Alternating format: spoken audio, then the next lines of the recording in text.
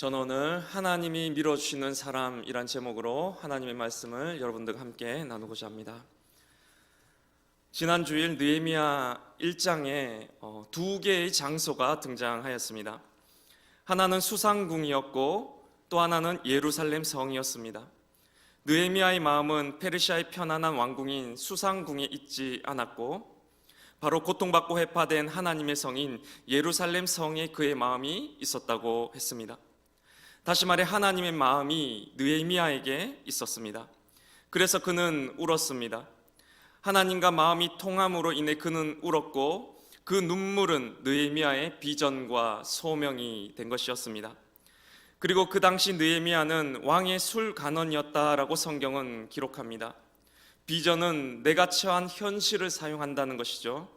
그렇다면 과연 느헤미야가 그가 처한 환경 속에서 어떻게 하나님의 비전을 이뤄가는지를 오늘 말씀을 통해서 한 번 더 살펴보고자 합니다. 오늘 본문의 말씀 2장 1절에서 3절까지 말씀 우리 다 같이 한번 읽어보겠습니다. 시작.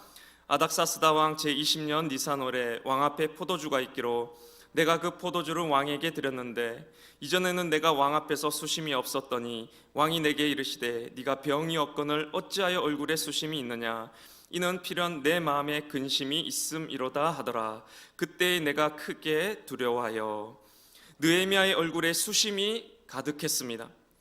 여기 나오는 수심이란 말은 근심을 뜻합니다.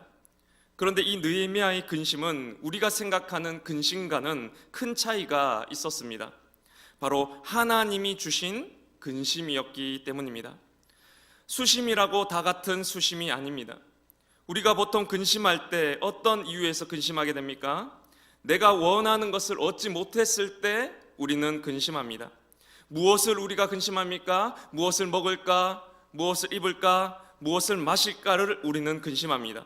그런데 느헤미야가 지금 하고 있는 이 근심은 그런 근심이 아니었습니다. 그래서 저는 이 느헤미야의 이 수심, 느헤미야의 이 근심을 가난한 심령이라고 고쳐 불러 보았습니다. 심령이 가난한 자가 복이 있나니 천국이 그들의 것임이라. 예수님의 산상수훈의 8복 중에 그 첫 번째 복이지 않습니까? 바로 가난한 심령을 가졌구나라고 해석하였습니다. 여러분, 심령이 가난하다라는 말이 무슨 뜻인지 알고 계십니까? 저는 우리 신앙생활에 두 가지 갈림길이 있다라고 믿고 있습니다. 지금 우리가 똑같이 교회에 나와서 지금 예배를 하고 있지만 두 가지 정반대의 갈림길로 갈릴 수가 있다라는 뜻입니다.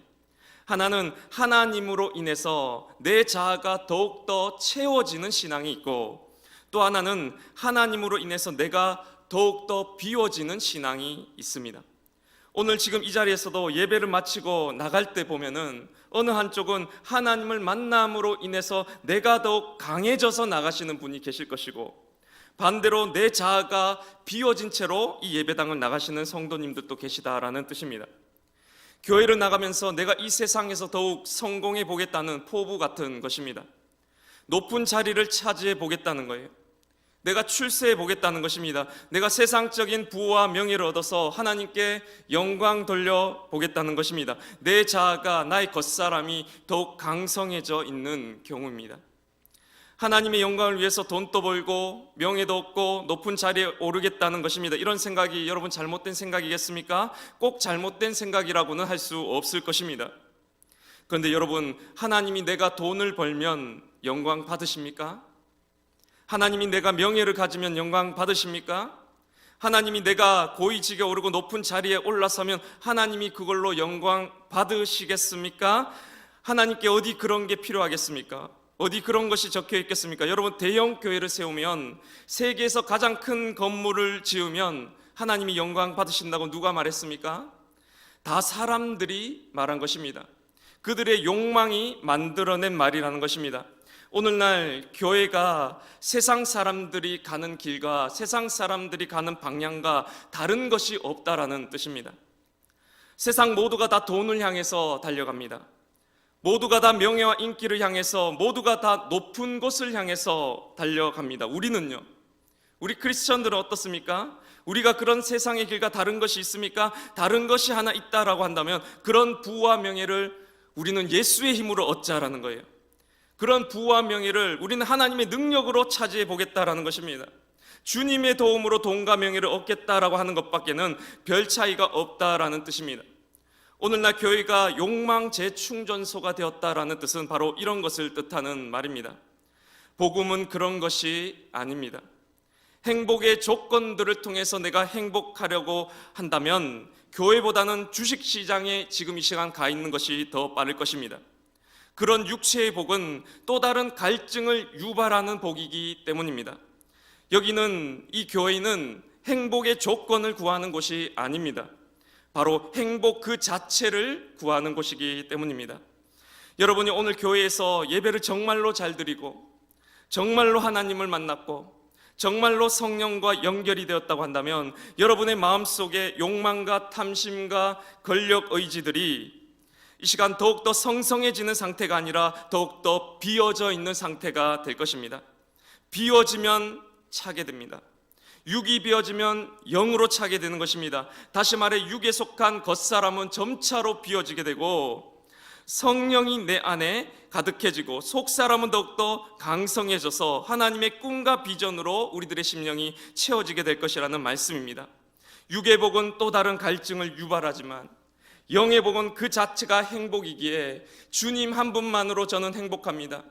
내가 비록 지금은 아무것도 가진 것이 없지만 주님으로 인해서 저는 행복하다라는 고백이 절로 나오게 될 것이라는 말씀입니다. 저는 지금 세상적인 성공을 추구하지 말라는 뜻을 말씀드리는 것이 아닙니다. 먼저 비워지라는 거예요. 행복의 조건을 구하지 맙시다라는 뜻이 아닙니다. 먼저 행복한 사람이 됩시다라는 뜻입니다. 먼저 비워지고 먼저 하나님으로 채워짐을 통해서 만족한 이후에 내가 살아가는 이 땅의 결핍들을 채워가는 삶을 살아라는 뜻입니다. 그 순서를 지금 말하고 있는 것입니다.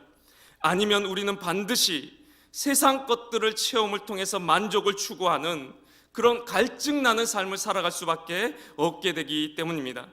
이것이 바로 심령이 가난한 자라는 말입니다. 세상 욕망이 비어진 사람, 하나님으로 인해서 이미 충분히 만족하는 사람이 바로 심령이 가난한 사람입니다. 느헤미야는 바로 심령이 가난한 자였습니다. 그는 세상 욕망을 체험을 통해서 행복을 누리려는 사람이 아니었습니다. 그의 근심은 그런 것들이 아니었습니다. 그는 겉사람이 죽고 속사람으로 살아가는 사람이었습니다. 그는 세상 욕망을 비웠고 그때 자기에게 임한 하나님의 비전과 마음과 하나님의 눈물로 하루하루를 살아가던 사람이었습니다. 그는 세상 욕망이 비어져서 하나님의 눈물이 찼을 때 그것을 지금 수심이라고, 그것을 지금 근심이라고 말하고 있다라는 것입니다. 저는 여기 3번이나 반복된 이 수심이라는 단어를 보면서 나는 과연 언제 수심을 갖나? 나는 언제 과연 근심을 하나? 무엇이 나로 지금 근심을 하게 만들까를 한번 되돌아보게 되었습니다. 예수님께서 우리에게 말씀하시기를 무엇을 먹을까, 무엇을 마실까, 무엇을 입을까 염려하지 말라라고 했는데 제가 지금 염려하고 있는 것을 돌아보니까 무엇을 먹을까, 무엇을 마실까, 무엇을 입을까에 대한 것들이었습니다. 여기서 해방되고 싶더라고요. 그러면 이런 근심과 걱정과 염려로부터 해방되는 길을 찾고 싶어졌습니다. 여러분 그 길이 뭔지 아십니까? 바로 먼저 그의 나라와 그의 의를 구하는 것입니다. 세상을 예배하기 싫으면 하나님을 예배하면 됩니다. 세상의 근심과 걱정에 얽어매여 살기 싫으면 하나님께 매여서 살면 된다라는 것입니다. 오스왈드 챔버스의 글에 이런 말이 있습니다. 한번 띄워주시겠습니까? 훌륭한 연주자는 관중을 의식하지 않고 지휘자의 손끝을 의식한다. 훌륭한 연주자는 관중을 의식하지 않고 지휘자의 손끝을 의식한다라는 것입니다. 여러분 우리가 얼마나 사람들의 많은 눈치를 보고 살아가고 있지 않습니까?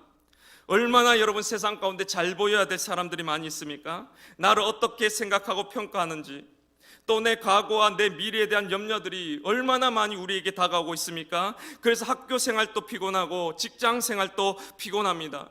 여기서 좀 벗어나고 싶지 않으십니까? 바로 관중을 의식하지 말고 지휘자의 손끝만을 의식하면서 살아가 보시기를 바랍니다. 거기에 자유가 있습니다. 저라고 미래의 걱정이 없겠습니까? 저도 미래에 대한 염려를 합니다. 제가 과연 목회를 계속할 수 있을까? 담임 목회 자리가 지금 거의 없다고 하는데 내가 과연 먹고 살 수는 있을까 걱정이 왜 없겠습니까? 그런데 여기에도 두 가지의 갈림길이 있다라는 것입니다. 하나는 미래를 걱정하면서 박사 따고 스펙 준비하고 대형교회 가는 거예요. 이거 나쁜 거 아닙니다. 이거 잘못된 길 절대 아닙니다. 준비하는 것은 좋은 것입니다. 이것도 방법입니다. 그런데 크리스천들만의 또 다른 한 가지 길이 있다라는 것입니다. 그것은 염려하지 말고 지금 여기를 충실하게 사는 것입니다. 느헤미야가 오늘 왕에게 이런 호의를 받을 수 있었던 이유가 뭔지 아십니까? 1절 말씀 다시 한번 보겠습니다. 시작. 아닥사스다 왕 제20년 니산월에 왕 앞에 포도주가 있기로 내가 그 포도주를 왕에게 드렸는데 이전에는 내가 왕 앞에서 수심이 없었더니 라고 기록합니다. 여러분, 느헤미야의 수심이 하루 이틀 일이 아닙니다. 처음 예루살렘 성의 해파 소식을 들은 시기부터 지금 왕 앞에 서기까지는 4개월의 간격이 있습니다. 그는 4개월 동안 한결같이 근심했습니다. 한결같이 기도했습니다. 그런데 그것이 드러나지 않았다라는 말입니다. 그의 마음은 수상궁으로부터 960km나 떨어진 곳에 있었지만 그는 지금 이곳, 지금 여기 이 현실을 묵묵히 충실하게 살아가고 있었다라는 뜻입니다. 느헤미야의 성벽 재건의 비전의 역사는 어디서부터 시작했느냐? 바로 지금 여기서부터 시작하고 있었던 것입니다. 저 이스라엘로 가서 960km를 떠나가서 벽돌 한 장이라도 집어들었을 그때부터 그 역사가 시작된 것이 아니라 그 소식을 들은 후부터 내가 거한 이 자리, 내가 일하는 직장, 내가 사는 가정, 내가 다니는 학교에서의 내 일을 성실하게 하는 것으로부터 바로 그 역사와 비전은 시작했다라는 말입니다. 저희 담임 목회 준비는 여러분 벌써 옛날부터 했습니다. 저는 아직 나이가 많이 어립니다. 아직 부목사의 경력을 많이 쌓아야 됩니다. 근데 저희 담임 목사 지원서의 원서는 벌써 쓰여졌습니다. 제가 오늘 제 앞에 맡겨진 일을 어떻게 감당하고 어떠한 마음으로 하는지 그 하나가 저희 지원서가 된다라는 뜻입니다. 미래를 걱정하지 말고 무엇을 먹을까, 무엇을 마실까, 무엇을 입을까를 염려하지 말고 그만 염려하시고 오늘 지금 여기서 그의 나라와 그의 의를 구하는 삶을 살아갈 때 이 모든 것을 너희에게 더해 주신다라는 말씀이기 때문입니다. 그런데 이런 크리스천들의 삶의 방식이 있는데도 주변에 보면 담임 목회 나가려는 데만 혈안이 되어서 스펙 쌓기에만 열중하고 온통 거기에만 신경을 쓰고 지금 맡겨진 사역의 자리는 소홀히 하는 사역자들을 볼 때가 있습니다. 그런데 그런 사람들과 제가 싸우면 누가 이기는지 아십니까? 누가 이길 것 같습니까? 왜 대답 못해요? 누가 진짜 담임 목회 나가는지 아세요? 제가 집니다. 그 친구들이 나간다고요. 정말입니다. 이게 현실입니다. 평범하게 신앙생활하면요. 예전부터 저는 고민이 참 많았습니다. 교회에서 이상하게 비본질적인 사역들이 필요는 하지만 너무 많은 거예요. 한마디로 영업하라는 것입니다. 사람 끌어모으랍니다. 제가 그래서 교회가 본질로 승부 봐야죠. 비본질적인 게 너무 많은 거 아닙니까? 라고 그래서는 안 된다라고 말을 했습니다. 그런데 누가 이겼는지 아십니까? 제가 졌습니다. 비본질로 영업 잘하는 친구들이 더 목회가 잘 되고 부흥하더라고요. 제가 그때 알았습니다. 저도 예전에 중등부 맡을 때 중등부 학생들이 70명이었는데 그 다음 주에 제가 보조 배터리 풀었습니다. 오면 다 보조 배터리 그때 비쌌거든요. 그거 다 풀었습니다. 그 다음 주에 100명 넘었습니다. 다 저보고 목회 잘한다고 목사님들이 그랬습니다. 여러분, 그렇다면 본질로 승부하는 건 뭘까요? 쉽게 말하면 더 사랑하고 더 진심으로 아끼고 더 진심으로 그 사람을 대하고 사랑하고 마음을 쏟는 사역이라고 할 수 있을 것입니다. 그래서 제가 본질로 한번 해보려고 노력했습니다. 그런데 해보니까 그 본질이 어렵더라고요. 더 하기가 쉽지 않더라고요. 분명히 내 말이 맞습니다. 분명히 내 말이 더 맞아요. 옳습니다. 비본질로 승부하면 안 되잖아요. 본질로 승부하는 게 더 맞는 말이잖아요. 제 말이 더 맞습니다. 그런데 제가 져요. 평범하면요. 평범하게 어줍잖게 본질로 하려다가 잘 안 되거든요. 안 되는구나. 본질이 없으면 차라리 비본질이라도 있어야겠구나를 그때 깨닫게 되었습니다. 그런데 여러분, 이게 우리 인생에도 그대로 적용이 되더라는 말입니다. 여러분, 신앙도 어둡잖게 하잖아요. 아무것도 안 됩니다. 여러분, 하나님이 왜 모든 것을 더해 주신다라고 성경이 말씀하고 있는데 왜 난 안 되지라고 하시는 분들 계시죠. 평범하게 신앙생활해서입니다. 다 저버리고 말 것입니다. 차라리 세상 가치관으로 무장해서 성공주의 가치관을 갖고 똘똘 거기에 몰입해서 사는 편이 훨씬 더 우리를 행복하게 해줄 때가 많이 있다라는 것입니다. 그렇다면 여러분, 평범한 것이 아니라 비범하게 신앙생활하는 게 뭔지 아십니까? 오늘 4절 말씀 한번 읽어보겠습니다. 시작. 왕이 내게 이르시되 그러면 네가 무엇을 원하느냐 하시기로 내가 곧 하늘의 하나님께 묵도하고. 아멘. 여러분, 비범한 신앙생활이란 것은 성령과 연결되어 성령이 주시는 마음을 실천하는 삶입니다. 한번 따라해 보시기 바랍니다. 성령과 연결되어 성령이 주신 마음을 하루하루 실천하는 삶. 여러분, 지난 한 주 동안에 성령님 만났습니까?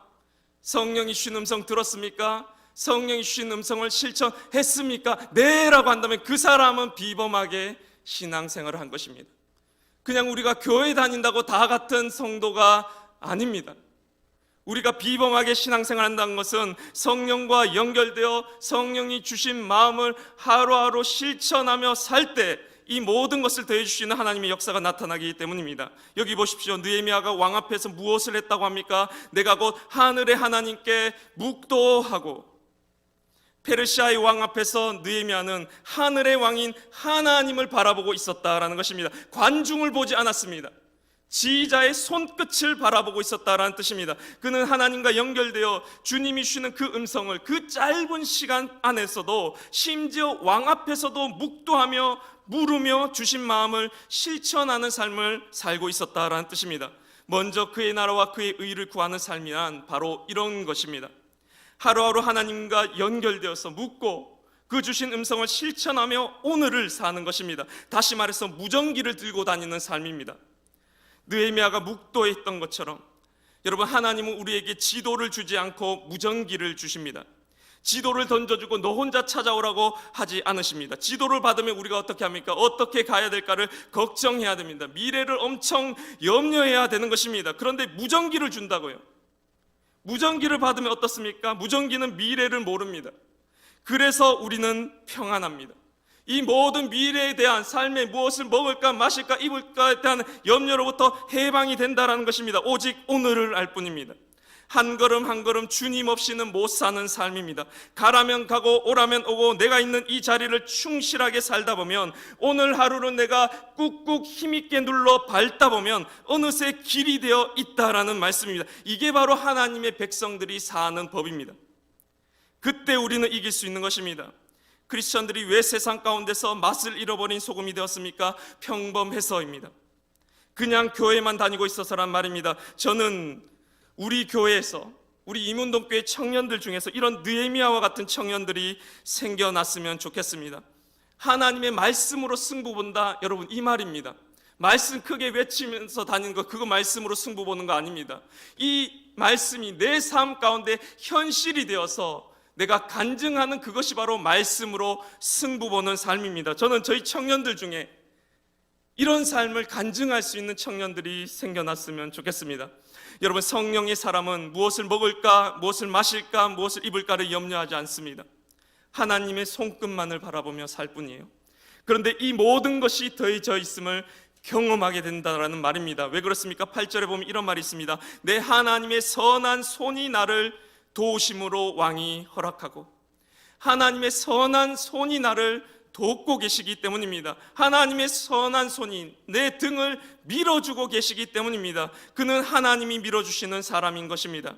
그래서 먼저 그의 나라와 그의 의를 구하라. 그리하면 이 모든 것을 너에게 더하시리라는 이 말씀은 어떤 분은 이렇게 해석을 하였습니다. 왜 내 인생이 안 풀리냐고 원망하지 마십시오. 당신이 하나님 편에 서는 것이 더 빠릅니다. 왜 내 인생이 안 풀리냐고 원망하지 마십시오. 당신이 하나님 편에 서는 것이 더 빠릅니다. 이 두 개의 말이 같은 뜻이라는 것입니다. 사랑하는 청년 여러분, 삶으로 보여주시기를 바랍니다. 지금 여기부터, 오늘부터 시작하시기를 바랍니다. 사람 눈치 보지 마시고 지휘자의 손끝에 집중하시기 바랍니다. 내 욕망이 성성해지는 것이 아니라 하나님으로 인해 비워지시기 바랍니다. 심령이 가난한 자로, 다시 말해 속사람으로 살아가시기를 바랍니다. 그리하여 내일 일을 그만 염려하시고 내가 거한 이 자리에서 하나님과 연결되어 주시는 마음을 하루하루 실천하는 삶을 살아가심을 통해 하나님이 밀어주시는 이 운동의 기이한 청년들이 되시길 간절히 바랍니다. 기도하시겠습니다.